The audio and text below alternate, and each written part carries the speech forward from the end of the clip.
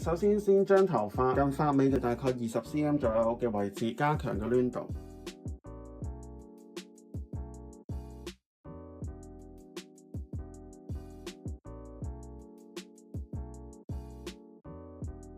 由後邊呢個位置做一個 set 型，左右分開，跟住我哋攞橡筋留翻一個圈。前面嘅頭髮我哋有需要就留翻啲咁多收面型嘅處理。另外一邊都係一樣啦，留翻個圈，兩邊都有交叉，頭髮接翻入去。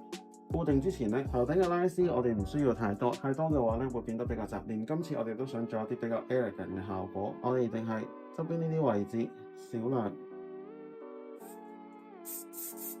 盡量表面拉嘅時候，一隻左手拉，一隻必須要撳住。兩邊中間好容易會有窿位，所以記住用翻另外一邊去補救翻呢邊嘅頭髮，撳住橡筋位置。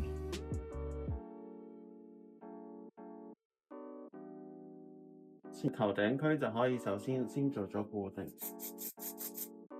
一樣啦。每一執頭髮俾少少 hairspray， 就順翻個毛流。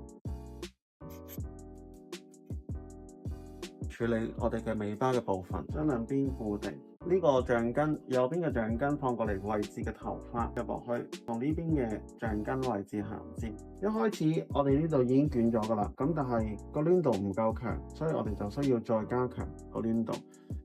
我哋只需要喺個髮尾度用直髮夾加多一下彎，髮尾可以唔需要話同一個方向，可以左右兩邊都可以。用 U 編將我哋尾巴嘅部分先梳好，搭上去近個根度固定。同一執頭髮可以放上邊放下邊，尾巴嘅部分我哋就可以收喺個底部，盡量 U 編插翻落去橡筋位置，等到可以比較鞏固。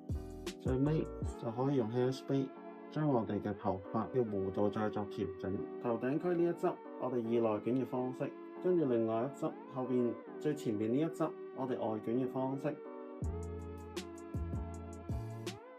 分開上下兩執。最頂呢一執我哋以內彎嘅處理，跟住另外一執外彎嘅處理嘅方法。